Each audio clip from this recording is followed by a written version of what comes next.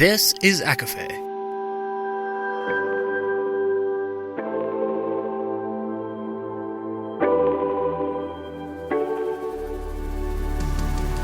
Laura Marie and Jessica Marie proudly present A Court of Fandoms and Exploration, a podcast.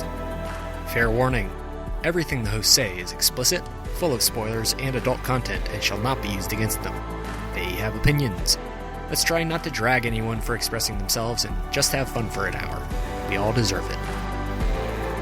This episode contains spoilers from Showgirls and The Life of a Showgirl with mentions of Wicked, Burlesque, Dancing with the Stars, and Sucker Punch. For full list, please see show notes. There are also discussions surrounding sexual assault. Hi, everybody, and welcome to A Court of Fandoms and Exploration, your weekly deep dive into the fantasy, literature, and fandoms that we love. I'm Laura Marie. And I'm Jessica Marie.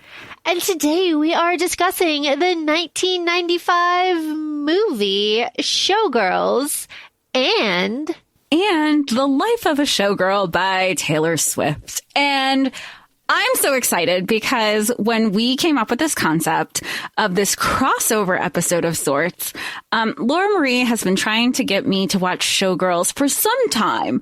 I knew very, very little reference. Like, I knew the pop culture references from the movie. I thought it was about something else entirely. I thought it was darker. I thought there was murder involved. I thought it was something completely different. Then when Taylor Swift announced her album, The Life of a Showgirl, the first thing I do is I text Taylor. I text Laura Marie and I said, we have to do this. We had so much fun with our TTPD episode last year. Let's do another Taylor episode. We'll do it the week of December 8th. We'll do it her birthday week. It's going to be so much fun. And Laura doubles down and she's like, and I raise you a crossover episode for Showgirls. This was all unbeknownst to us that Taylor would be having her Eras Tour 2.0 on Disney Plus and the docuseries. So we might not have great social numbers, but we know what we're talking about. We've been doing this professionally for over 10 years. So here we are planning and discussing our Showgirl crossover episode. So Showgirls is an NC-17 movie. So I knew that this was going to be something that would be surprising for Jessica Marie, but I think it categorically proves, and it will prove itself over and over again as we go through this episode. All the time. No, it proves that we are not prudes. We are not prudes. Do you think? Like, I'm sure we get some shit for that, but like this movie, I mean, this is all boobies, but this is really something. Showgirls, this NC-17 version that we watched is really, really something. I watched this on HBO Max, whatever, but it's available in a lot of other places. And it is a movie that I watched way too young, again. Way too young. I was just going through our Wicked episode and I read that way too young. I think it's very important to re-emphasize that I'm an only child and was left with very little supervision in my childhood that was made up for in my teen years. So in my childhood, what a reversal! That you're like, you couldn't have done this a different way. In my childhood, I had unrestricted access to the internet, cable, and any of the books that I wanted with very little intervention or supervision from my parents. So therefore, I was able to watch Showgirls at a young age on the movie channels, on the cable, and let me tell you, really something to behold as a preteen. I gotta tell you, again, it's just one of those things. And it has obviously been with me since then. And I've seen it a bunch of times, on TV. I don't actually own this physically, but whenever it comes up, I kind of like turn it on. And Jessica Marie, why don't you tell me about Elizabeth Berkley? What?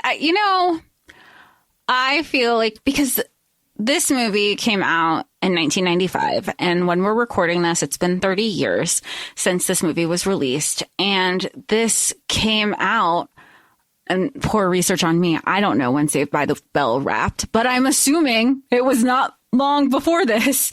And a lot of the main actors from that show were going off in their different directions to kind of form identities outside of their roles that they played. And this was, I mean, on the opposite side of the pendulum for Elizabeth Berkley. And watching this movie, I understood why she wanted to get so far away from her character. And there's also layers to this movie that I was texting Laura about earlier today. But she was ostracized from the entire entertainment. I mean, I can't think of any other role she's been in outside of Saved by the Bell in this movie. And then I know, Laura Marie, you met her on the con scene because she probably, I know that they have like a lot of 90s cons and they do bring back like a lot of, I mean, Saved by the Bell is a cult classic, like a lot of nostalgia, a lot of people leaning into the nostalgia with the Comic-Con scene. And I feel like she probably, secured a nice paycheck by being involved in the con scene. But it's interesting that this is the year, and we'll put in our show notes, just a couple days ago, The Hollywood Reporter released an interview they had with Elizabeth Berkley. And she and Laura and I, we've been talking about different movies that we've seen where there have been Q&As with the actors after. And this is one of the movies that have been doing that, have been like being re-released, where you have a Q&A with Elizabeth Berkley after.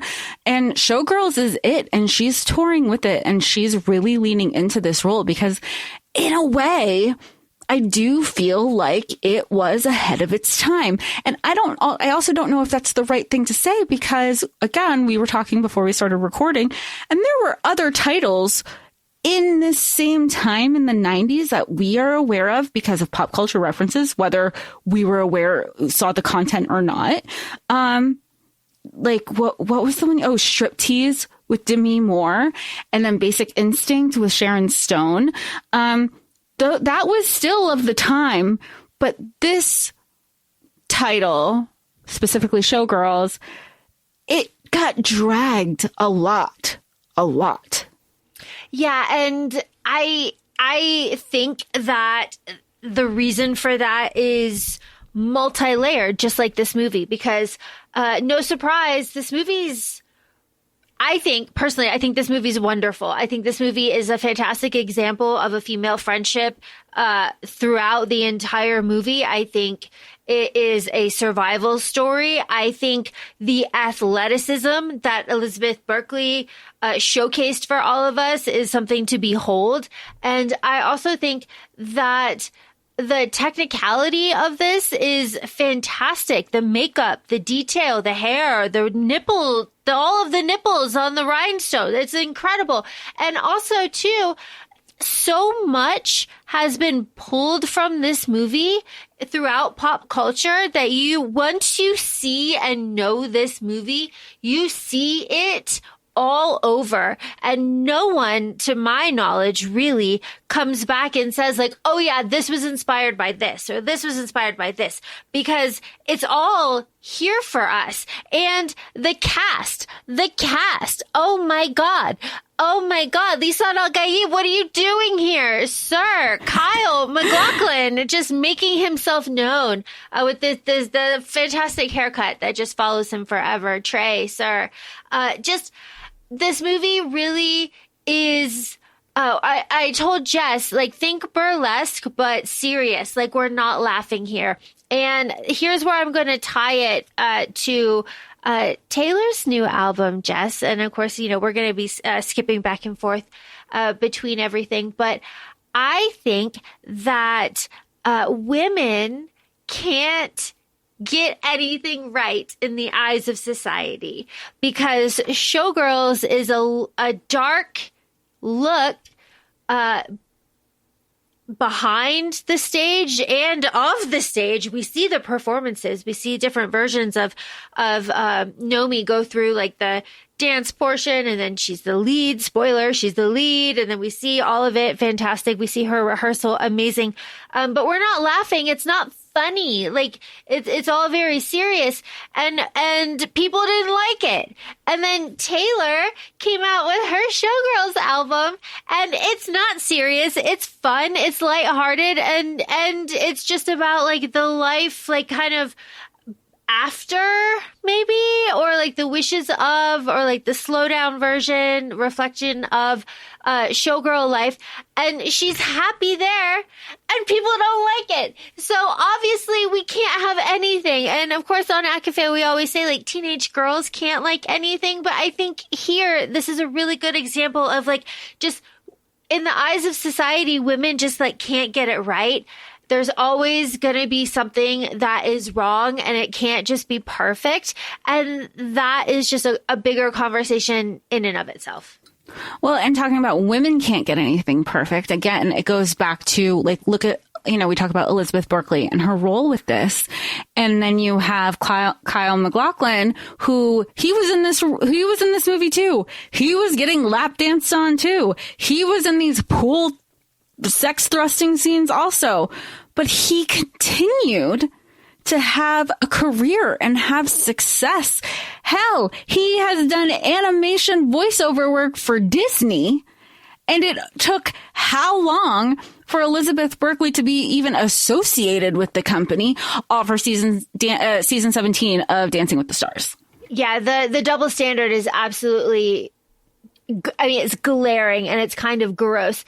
And I think, you know, that can be attributed to society, which sucks. It sucks so bad, because this Elizabeth Berkley pulling this off is, do you remember when Burlesque was coming out and everyone was talking about like the rehearsals and all of the singing that Christina Aguilera had to do and how thin she got and how she was like worked so hard and like all of this?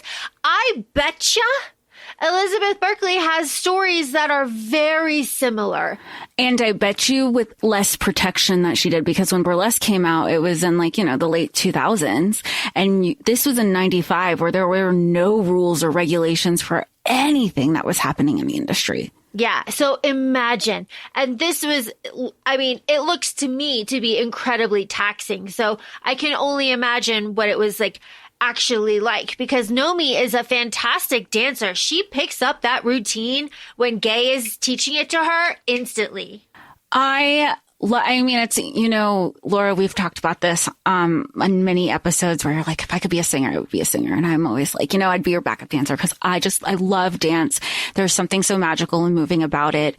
And to know that there are dancers out there, they see a routine once and they have to know it. And just like Elizabeth Berkley's character is picking it up, Nomi's picking it up. That is her. She is a survivor, and we learn her story throughout the movie. And sometimes you're like, oh, she's a little bit rough around the edges. She had to be. She has her walls up because she has to be. She is aggressive because she has to be. And that's at first I was like, again, first 5 minutes of the movie, and we have our female friendship established. She's so hard towards Molly, who's my favorite character. I was like, she does not know you for shit, and she's bringing you back to her place. You need to calm down, Nomi. I understand you were just left on the side of the road and all your shit was stolen, but you're also in Vegas.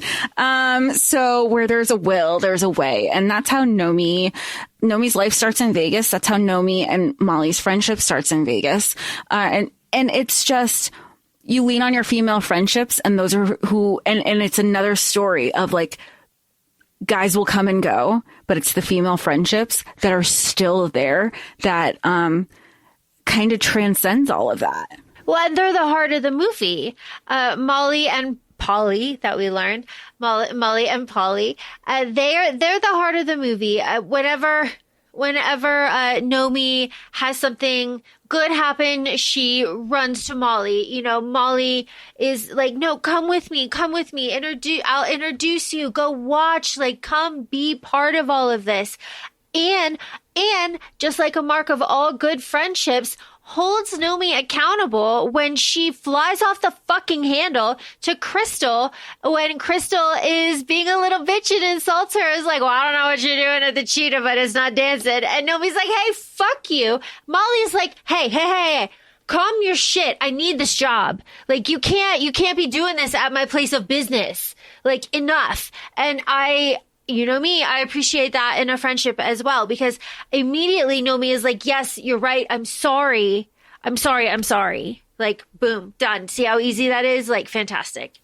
Yeah. And it continues throughout the movie because it's the words of caution, because this is something that Molly, we don't know what she's majoring. We know that she's an undergrad. We know she's going to, I think, like UNLV, and she is, whether she's doing fashion merchandising or costuming, she is pursuing her degree. And what she's working at the Stardust, and she's working on these shows to add to her career. You know, she's getting a paycheck and gaining expertise. And through this, she is also very much in kind of the belly of the beast of the showgirl, dark side of the showgirl industry. And she's giving a word to the wise to Nomi. Hey, don't be involved in that. Don't do the drugs. Don't stay in your lane. Kind of just be cautious of everything. Don't go to the boat convention. Yes. Like, she's the only one who has been in Nomi's corner for the first time in Nomi's life. Again, very true. We know her tragic backstory, and sometimes they just don't think, rightfully so, she's had no other experience of a positive female friendship in her life. Right, because we have Crystal, who's the opposite of Molly in all things. But just talk to me about Crystal. Crystal is our current lead at the Stardust performance of Goddess, which is basically, she's just the lead dancer. There's different storylines that are somehow interconnected through different themes of the show. You have like a leather and lace section, you have a sci-fi section, you have a volcano, caveman section. But she is the lead. She is a star. She is a known name that the hotel has brought on to bring in, to just bring money in. It's seedy Vegas in the 90s before it's the Vegas that it is now. And Crystal, she's very much, I don't want to say frenemy. She knows that she's the star. She knows what she can bring. And I feel like she's a more complex character, because you find that out she isn't just one thing. And on top of that, again, it's 95. We're picking up context clues. Crystal is very much in the closet, and she is also in a male-dominated field where her paycheck is based on the male gaze and appealing to men and getting her paycheck from men. So she kind of has to lean into her sexuality and position it as, this is for you, honey. Like, let's go to the strip club because I know that's what you would like. And let's go get private lap dances because I know you're really into that sort of thing. Because it's 1995 in Vegas, and not everyone's going to be as accepting. Even if we're in 2025 and people aren't accepting. Exactly. And there is there's like this push and pull between Nomi and Crystal, because Crystal, in that first meeting, when they're talking about like, oh, you dance at the Cheetah, I'm a dancer too, all of this stuff. Crystal does not need to show up at Nomi's work. Like, that is just like, okay.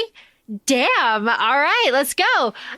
After just saying whatever dancing you're doing, whatever you're doing at the Cheetah, it's not dancing. It's not dancing. But bet I'll show up. But then, show up, coked out of their mind. Her and Kyle. What's his name? Zach. Her and Zach show up at the Cheetah. Now, Jessica Marie, this is the part where you said, "Oh, this is NC-17. This is full frontal. This is nakey." And I feel like I've seen Full Frontal. I mean, we've all seen Forgetting Sarah Marshall. I mean, that's also like the only example I could think of male Full Frontal. And I don't count Euphoria either anymore, because it's not actually theirs. It's all prosthetics. But I think it was the point where she starts licking herself and like fingering herself on the pole. I was like, oh, this isn't just your regular full frontal.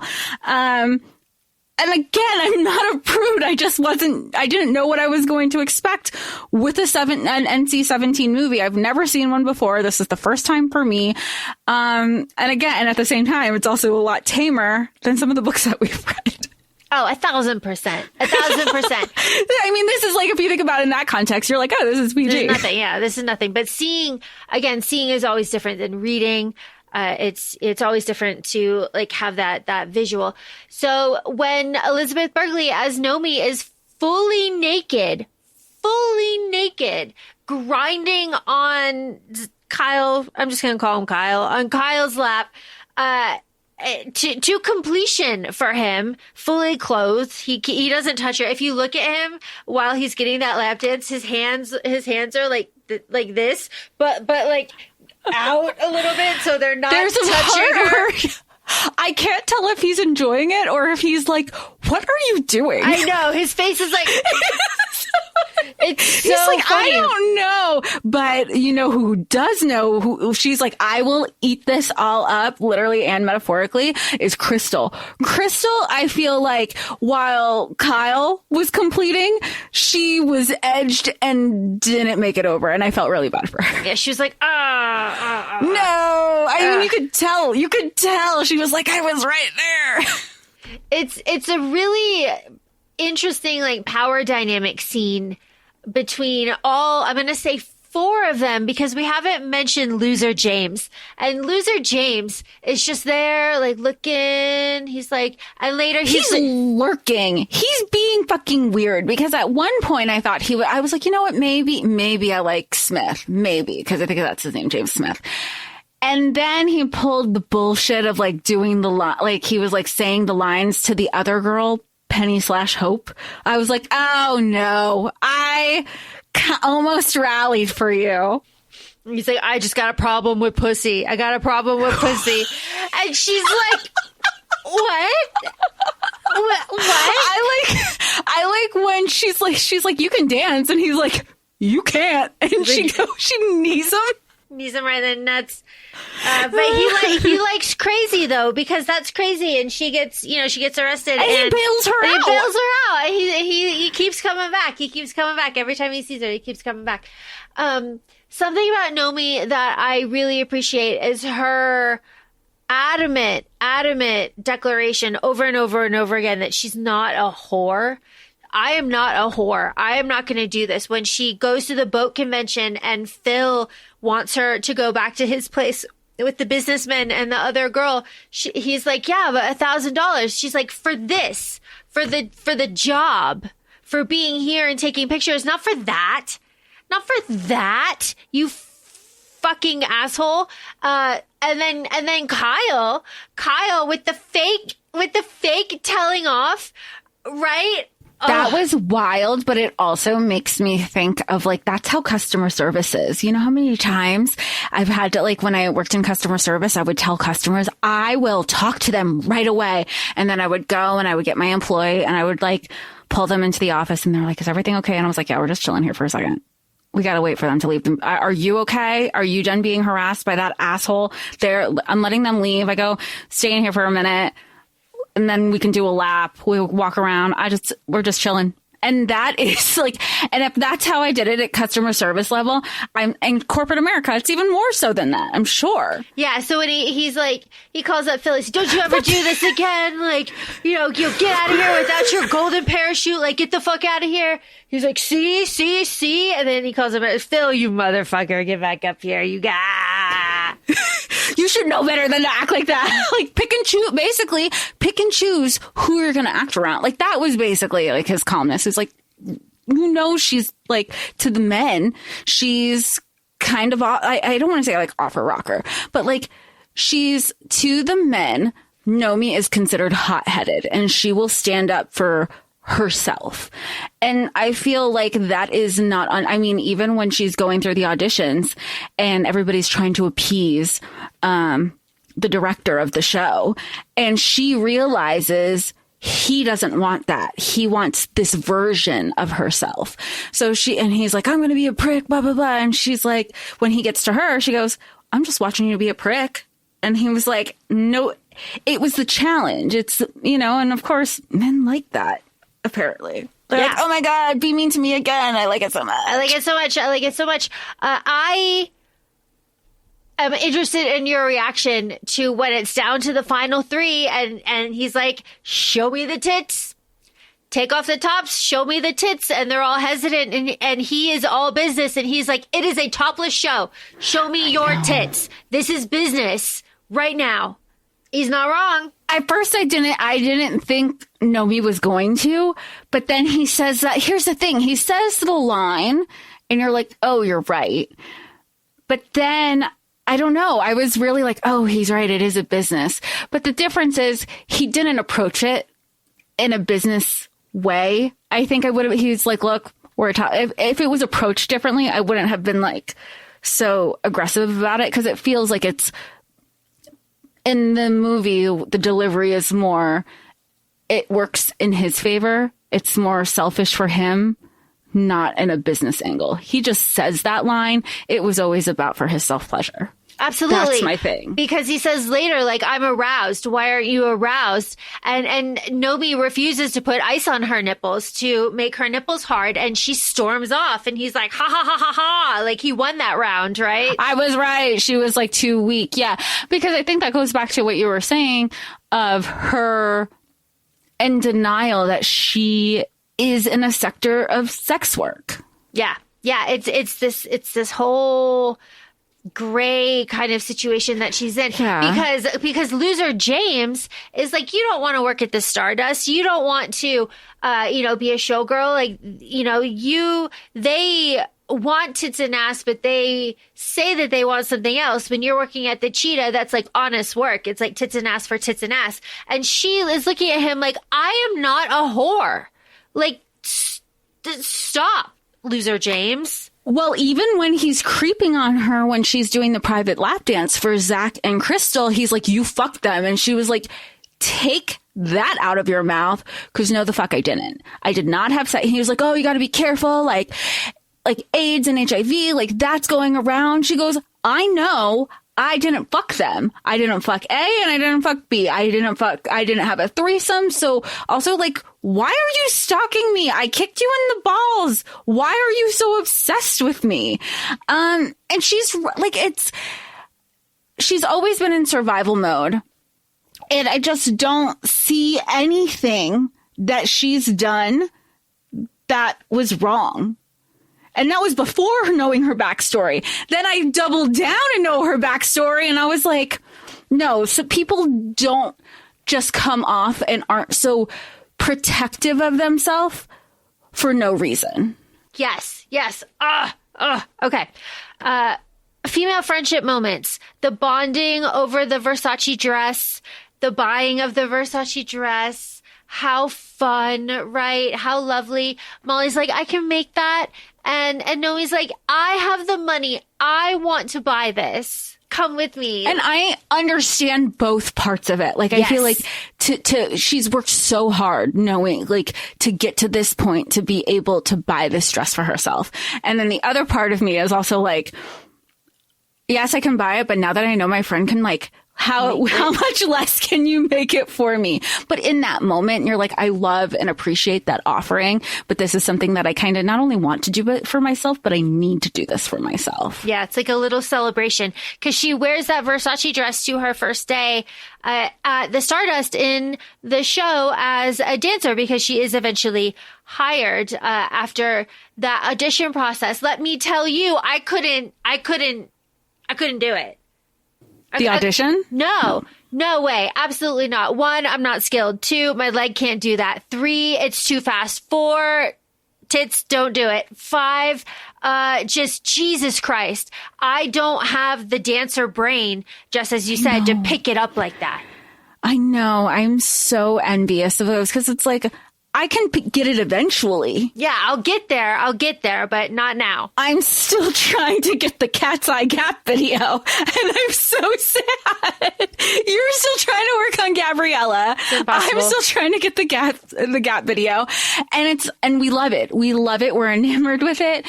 But we don't have those dancer brains, unfortunately. I know people are like, practice makes perfect. I'm sure, we can get there. We both did cheer. We know what athleticism is.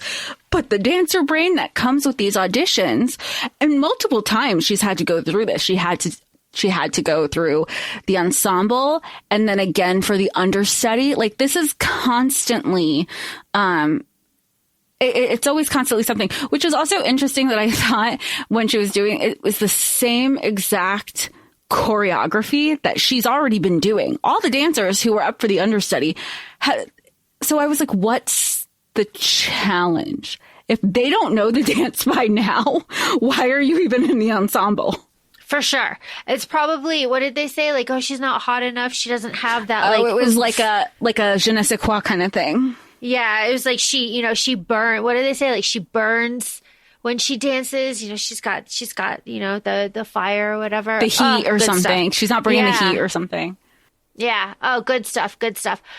Crystal at this point ends up taking Nomi to lunch, and they have this like sexually charged bonding kind of moment, but they are really like frenemies. Like, they are, and like Nomi gets it, but like doesn't quite know how to use it yet. Like, cause Crystal's like farming for information, right? It's like, ugh. And we learn that Crystal has experience in this, right? We learn at the end of the film.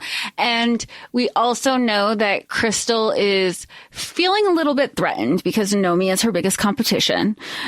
And at the same time, there is an envy because her quote unquote love interest, Zach, who is her job security in a way tied to the hotel because he's the hotel's entertainment director. He is showing interest in this, quote, younger version of somebody who's very talented and could potentially give Crystal a run for her money while also being interested in Nomi. Yeah. What a tangled web that we weave.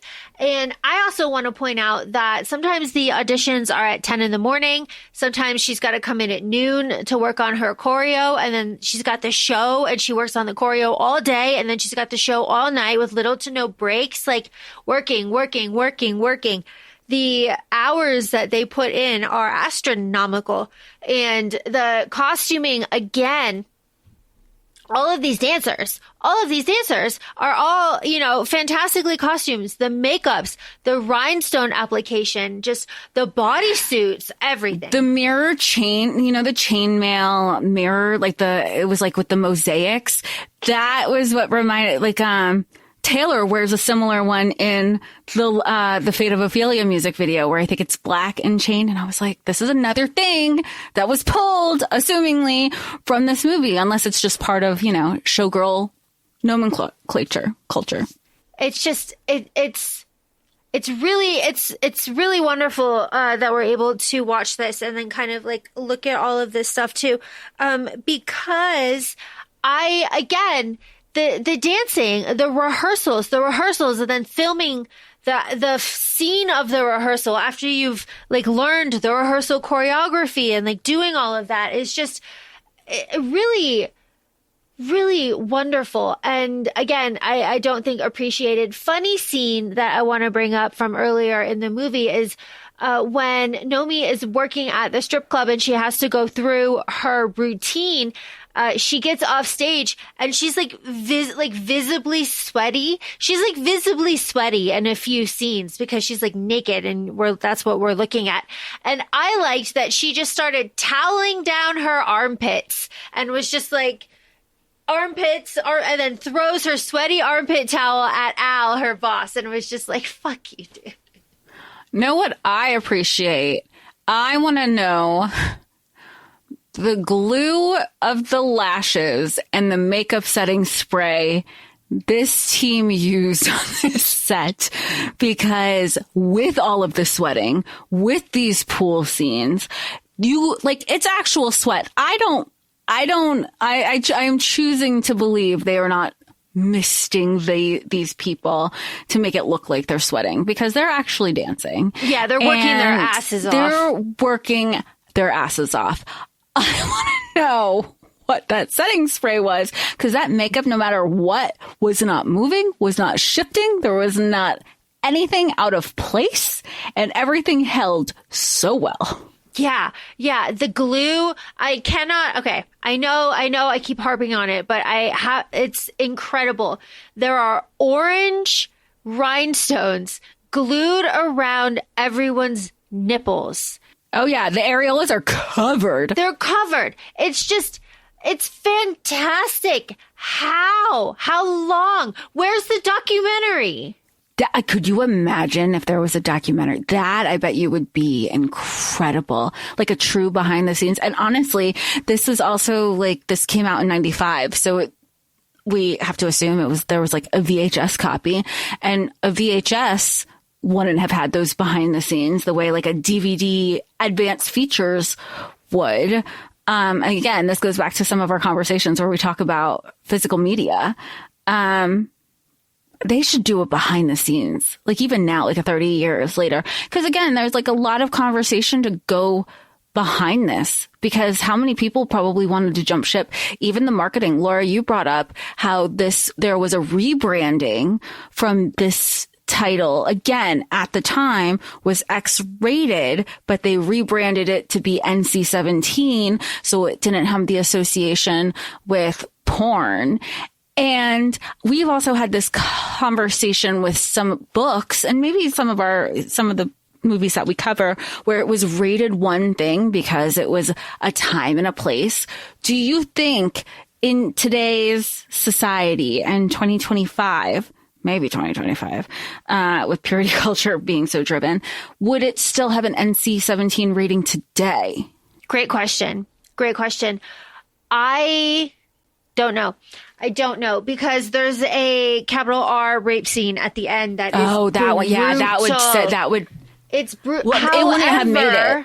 However, The Hills Have Eyes, Sucker Punch. Yes. There are The Last Duel. Yeah, there are some brutal rape scenes that have made it to film. So, I mean, this one is real bad, but I mean, what is The Human Centipede rated? What is Hostel rated? What is, it's all kind Taken. It's all kind of like this perspective and like spectrum of like, where's the line on some things? So I don't know. A lot of those things are rated R. And then when you look, here's the other thing. When you look at the list of movies that are rated NC-17, the last one that I saw was Blue is the Warmest Color. And that's just straight fucking. So I think it's more of a sexual nature. But again, the sexual nature here is once you kind of get in the mindset of like, okay, this is going to be a little bit more risque than I'm used to, but like, okay, because, and here's just another part, and Jess, I already told you this, editor Sam and I went to the Moulin Rouge. Like, we went to Paris, we went to the Moulin Rouge. It is a topless show, very similar to this. They swim with snakes. They ride little ponies. They do all of these things, and they're all topless, and you're staring at all of these titties for like 2.5 hours. And I will tell you that after the first 45 minutes, you don't see these titties anymore. You go titty blind, and you just kind of, see the show, and it's like not anything gratuitous or weird, or honestly, after the novelty wears off, it's not even that special. And you're just honestly kind of in awe that they can do all of these things flopping around like that. Well, and it's a culture thing too, right? Because we also know that Beyonce famously included she's bought out Crazy Horse so she could have a private show. She is emulated to be in the show of Crazy Horse. She's had it in her music videos. And again, It is how is it popularized? You have culture, how is it referenced in cultures? Because you also have in many beaches in Europe and other parts of the world, you have topless beaches, and there is nothing sexual about it. It is sexualized because America, where Laura and I are both from, we have sexualized it. I mean, it's the same thing with breastfeeding. Like, how is breastfeeding being sexualized when that is the most basic human nature for parents and their children? And it has to do with breasts also. It's the purpose of breasts. Is breastfeeding. That's why they... Oh, is that what it's... How about that? That's why they... Yeah. Amazing. Okay. Who knew? Yeah, who knew? But that's really part of it. So if you really want to enrage yourself, I recommend that you look into the politics behind movie ratings and how those people are chosen, how they vote, where they're kind of scattered around. If you really just want to piss yourself off, you can really look into that. And I do think that plays a huge part into it. And of course, money is always a massive part of it as well. So while Showgirls got a wide release, it was NC-17, which was still just like meh, which honestly, though, if you think about it, it just means that nobody under 17 can go see it, which is not that different from an R. It's just like the stigma and like this is just going to be a little bit more. But like a 17-year-old can walk in and see this. Which is funny. Again, it's like a time and a place or whatever when, yes, it's NC-17. And I'm pretty sure it flopped the movie itself at the box office. Who would have made that money at a box office but a bunch of 13-year-old boys who get access to boobs for the first time? Right, because surprising, this movie is incredibly women-centered, women-focused, women-forward, feminist, yeah? Oh, 100%. I mean, that was one of the first things that I had said. And there were a lot of things that I texted that I just didn't understand. Well, I didn't understand because I didn't know. I had never watched the depth and the layers of, essentially the life of a showgirl. And this is like the dark background of that. And the female camaraderie and the lives that they're creating themselves, the lives that they're trying to survive themselves. Some of them are just like leaning into it and having fun. You have like the mother figure at the cheetah who she's like, this is my life. I'm going to own it. I'm going to love it. And I'm going to tell men to fuck off every moment I get from my career, and I'm going to make money doing it. Of course, like this is my life, and I have there's no shame tied with it. And I think, a lot of people, a lot of women specifically, we are taught to have shame in a patriarchal society, and people are telling women to feel shame for this specific industry that they are pursuing their careers in, whether it's a career or a paycheck, however you want to look at it. But nobody is shaming the men who are contributing and giving the money. It's all very patriarchal focus, as is the society. But nobody's having that conversation where I feel like that's kind of where Elizabeth Berkley's mind went. She's a smart woman. She is an educated woman. And I feel like she continued to pursue academics.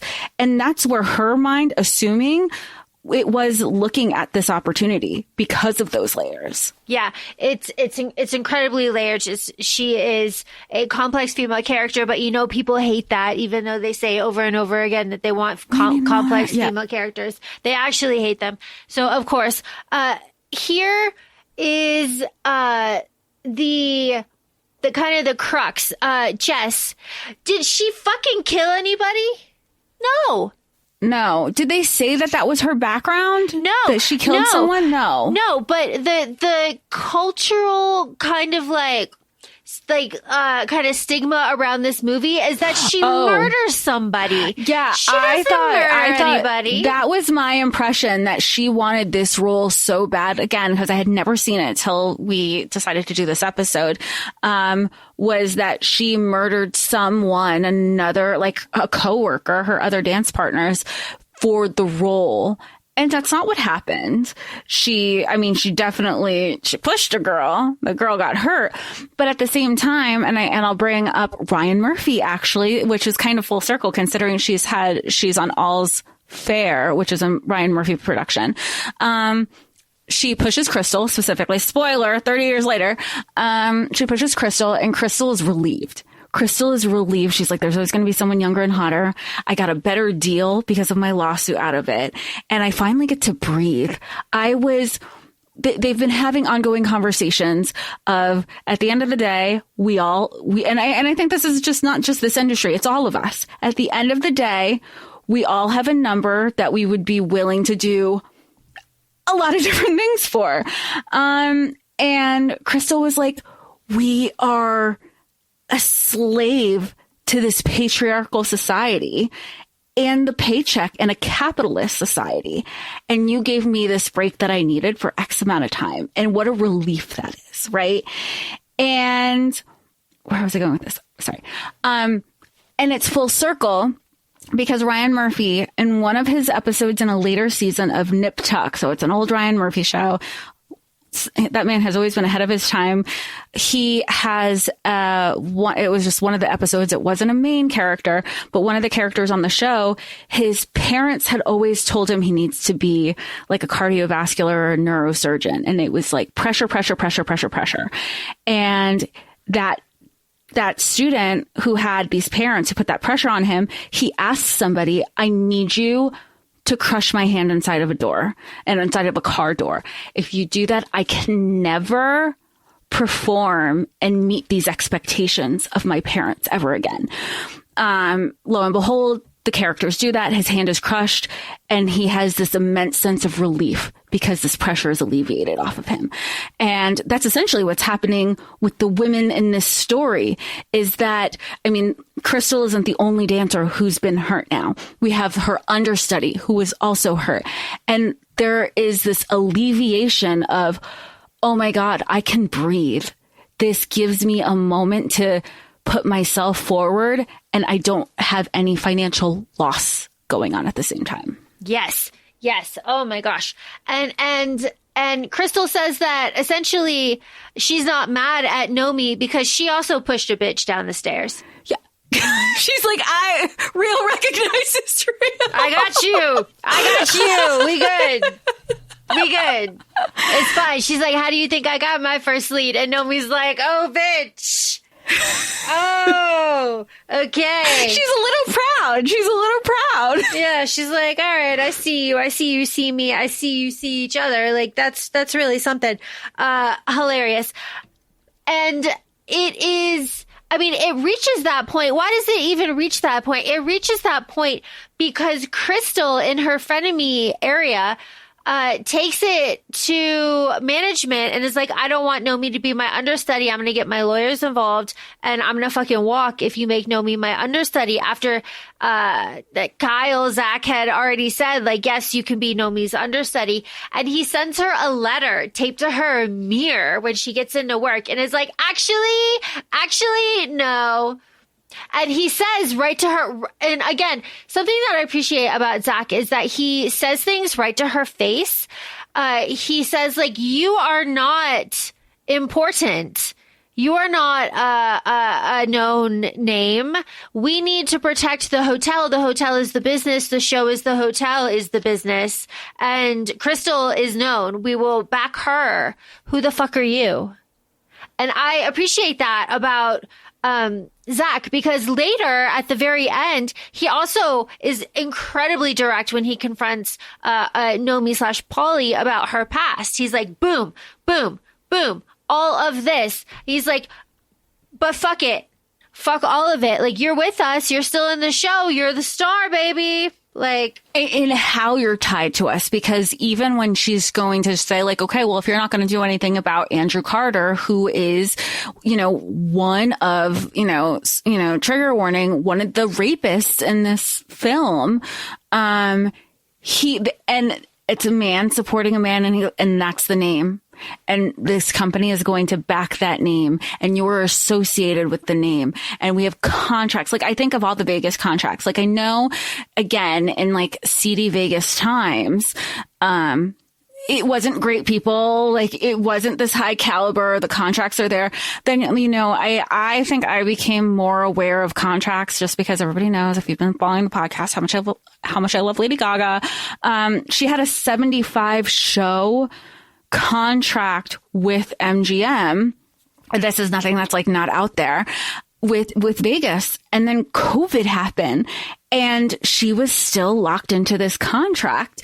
So her Enigma pop culture show went away, but because, COVID kind of killed that off, but she was still contracted. So what did you see? She put a lot of focus into her jazz shows, which are still just as wonderful. And it's all like, the great American classics of like jazz music, but it shifted because she couldn't just renege on this contract just because COVID existed. Yeah. Yeah. And that whole thing too, again, our female friendship, the driving force. I do believe that Nomi feels responsible for what happened. 100%. 1,000%, because because one of the other through lines through this female friendship is that Molly just like loves this celebrity, Andrew Carter. She loves him. Like, she says, like, I masturbate so much to him, I can't thread a needle. Like, it's just like this running joke throughout the whole thing. It's very fun. And Nomi is finally in a position to do something for Molly, because Molly introduced her into the showgirl world and kind of got everything there. Molly's the one that called back Tony because Nomi was too nervous to do it for her and like handed her the phone. Like, so now Nomi is finally able to do something for Polly. She introduces them, but Nomi clocks that he's a creep. And she's like, ugh. Oh, when he's like, oh, you did great tonight. And he was like, and you have a great ass. Yeah, call me. And she was like, I'm just going to make the introduction. This is the least I can do. This woman literally saved me my first 30 minutes in Vegas. I have a place to live. I have a livelihood because of this person. She is my best friend. All she wants to do is meet her favorite celebrity. Yeah. Well, always meet your idols. Always, even in this horrific situation, which we will not get into. However, Nomi sees Molly and the aftermath, no hesitation. Oh, no hesitation. I love that. And she was like, game fucking on. And I love that. She didn't question this. His security guards knew who he was. And how creepy were they that they just allowed all of the parties involved, right? But she didn't question anything. She is, again, I go back to her, she has been a survivor this whole time, and she keeps her switchblade. And it's funny when you see it back to back, doing the rewatch of how it fits the pattern. You have the switchblade. Andrew Carter is mentioned at the beginning. Molly is at everything. This is so like perfect, like open, close book ending, in regards to our pattern. Yeah. Yeah. Even so, Nomi ends up kicking the shit out of Andrew Carver. She goes back to the hospital. She says like, I gotta go, like, Molly, like, I kicked the shit out of him. Here's my stuffed animal. Like, I love you. I love you. I love you. And in Justin, you said it earlier, in a moment that I think showed a lot of character growth, she goes to Crystal's hospital room and they have that conversation that we've already talked about. And Crystal gives her the cowboy hat, which is like this whole thing. Crystal's from Texas. And then Nomi starts hitchhiking out of Vegas, and we open with her hitchhiking to Vegas. She meets Jeff. It's the same Jeff. He doesn't recognize her. She gets in. She recognizes him. She pulls the knife. He's like, oh shit, I'll get you your suitcase. It is again, perfectly bookended, perfectly open and close. Really just a fantastic movie, I think, full of intense, like, choreography, wonderful hair and makeup, technicality. That shot of Nomi, like, sitting on the hood of her car, eating the burger with, like, the lights kind of, like, in front of her. It's just one of those artsy, like, shots I just love. Like, and I know that on assumption, I guess, if you're just, like, assuming something, you probably think that ACOFAE would cover The Last Showgirl because that's the recent movie with Pamela Anderson. However, I've been championing Showgirls for so long because I feel like nobody does. And I'm glad that Elizabeth Berkley is doing her movie tour. I am a champion of the movie tours as well. In December 2025, I will be seeing Macaulay Culkin talk us through Home Alone. It'll be super fun. So I am a champion of that. Megalopolis versus Ford, get your money back. But it is, I think, important to talk about this movie, kind of point people back to this movie, kind of make them appreciate it because it has been shat on for so long. Elizabeth's career just ran straight into the ground. And I said that to editor Sam, and he looked at me like, oh yeah, of course. This movie would either make or break you. Depending on the vibe when it came out, people would either celebrate you for taking a risk, like they celebrate men, or they would totally, shun you. And it was shunned. She was completely shunned. However, I do want to point out that there have been incredibly sexually charged movies with men involved. I'm thinking Nymphomaniac. I'm thinking the Fastenberger, that one, where he's a sex addict. Here I am with the simplest thing of like Magic Mike, where people were like glorifying male strippers. Oh, sure. Male strippers. Yeah, sure. Magic Mike. Obviously, that's like the easy. Yeah, of course. That is the perfect example, Jess. Here I am pulling out these like obscure ones, but yes, that is like a perfect example. Or even like Hustlers, Burlesque. All of these kind of things where it's just like the time wasn't right for this. Yeah. Because I loved Hustlers. Hustlers was good. That was the J-Lo one. And Keke Palmer. Yeah. Yes. Yeah. And it's just, and like, she does a whole strip, like she's on the, Yeah. And so part of me thinks like if they just tamed it down a little bit, but then like, But why should women have to tame ourselves down? Exactly. Yeah. Why though?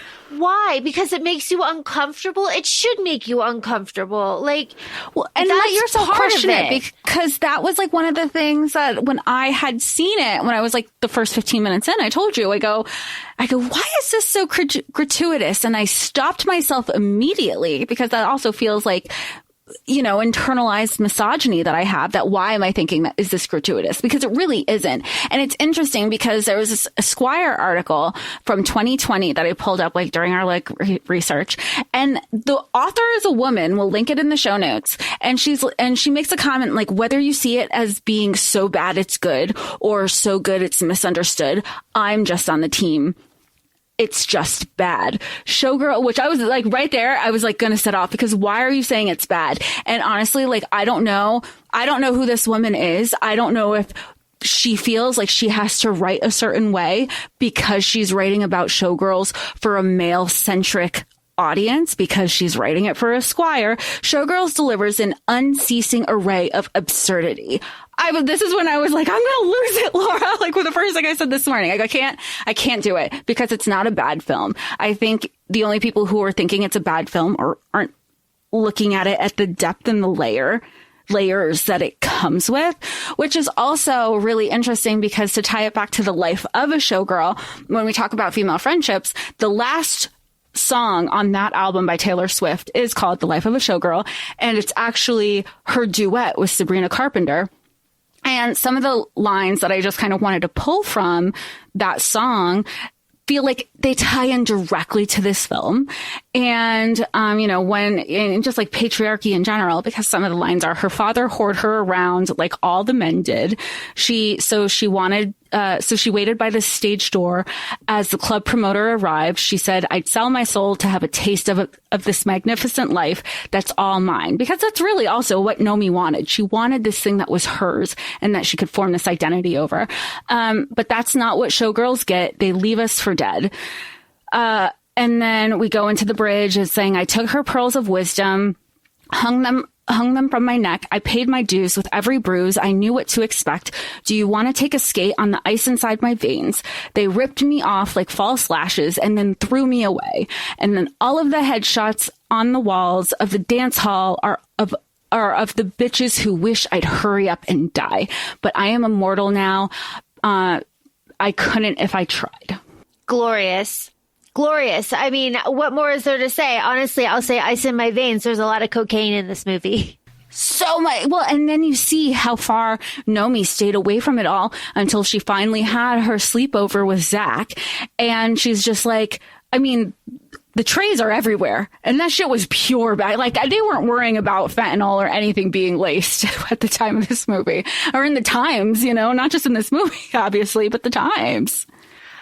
Okay, so that is Showgirls, a misunderstood 1995 classic in this household that I wish more people would pay attention to. Now, Taylor Swift's album, Orange, again, the artistry around the nipples with the orange gems, I cannot say enough.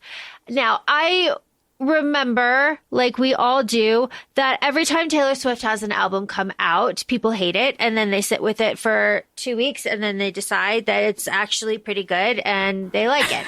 And that kind of is what happened here.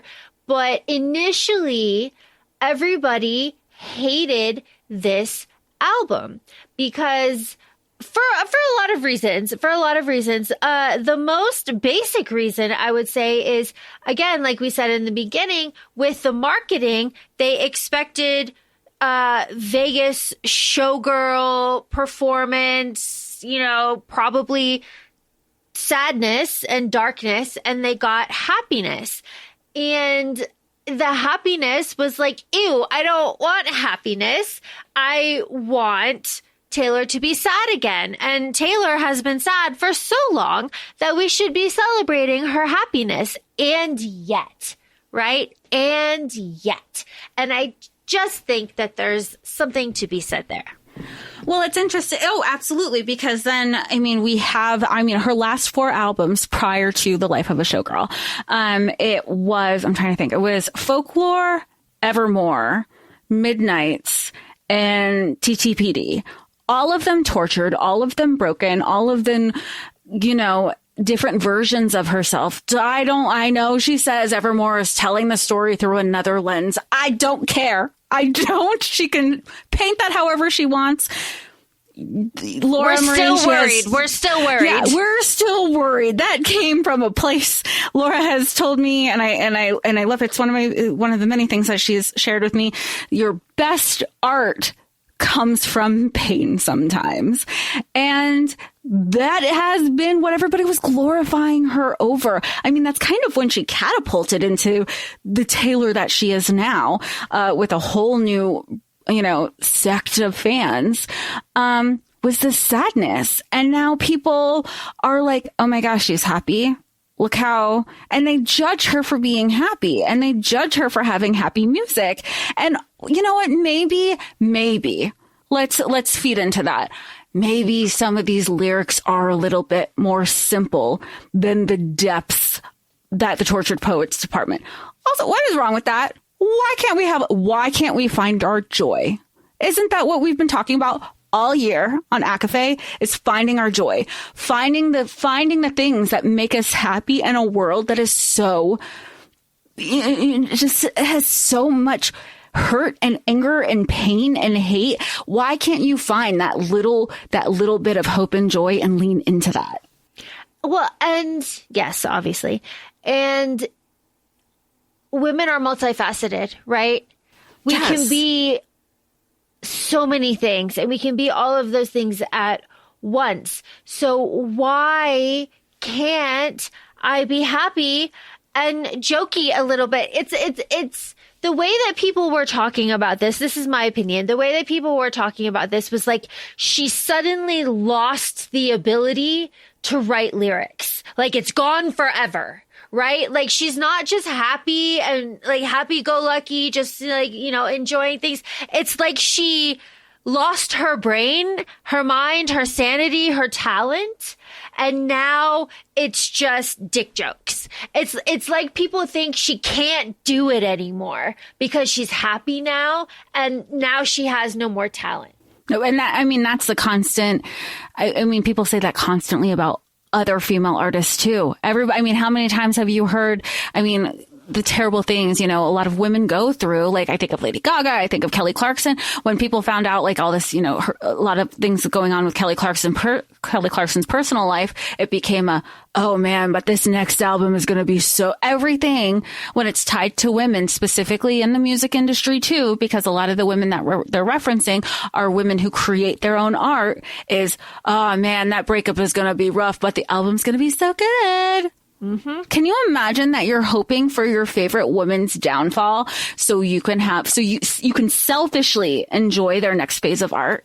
Well, is that the last phase of consumerism? Maybe. I don't know. Can't tell. Who's the final boss of consumerism? Is it praying for the downfall of your favorite female artist so that you can buy their sadness and listen to it? Because I feel like that's, if anything, and again, that might be a whole different discussion, because I feel like the fans, because the same thing can be said about Ariana and her career and everything that's been going on there. I feel like the fans, true fans, are just wanting their favorite artist to be happy because they've been through their saddest times. And you might be able to say, yes, that was, their art was great, but they were hurting. And if you care about somebody, parasocial relationship or not, you don't want somebody you care about hurting. Absolutely. Absolutely. Oh my gosh, you're absolutely right. Okay. Final thoughts. Jessica Marie, what are your final thoughts on Showgirl? I think I was going to say there needs to be a resurgence, and there is, but I don't think that's the word that I'm looking for. There needs to be a revival. There needs to be a revival around the conversations of Showgirl and Showgirls, both the movie and the theme of this career, of this industry, and have that revival in the conversation, be female led, be female driven, and very much hold accountable the patriarchal society that we have created and have continued to allow, and like have those conversations. It's like, remember in Supernatural, there was that conversation during San Diego Comic-Con, and I think they made a question to Eric Kripke, and he's like, why? Some fan was like, why do you keep killing off the female protagonists? And every single one of the leads looked at Eric like, yeah, tell us why. I'm not, you're the one who writes the script, not us. Yeah. And yeah. Make the men feel uncomfortable. Well, that's the thing. Make the men feel uncomfortable, because women are uncomfortable all the time, for different reasons. And I really love just what you said about kind of like peeling back the layers about why. It's like, wow, this is really gratuitous. Wait, why? Why is this gratuitous? Why am I thinking that? Because I'll tell you, I focused on the found family at that strip club because Al was very caring in his kind of like brusque, kind of, you know, managerial, vulgar way of managing a strip club. He showed up. He told her he was proud of her. He said she was great. You know, all of these things. He showed up with Henrietta.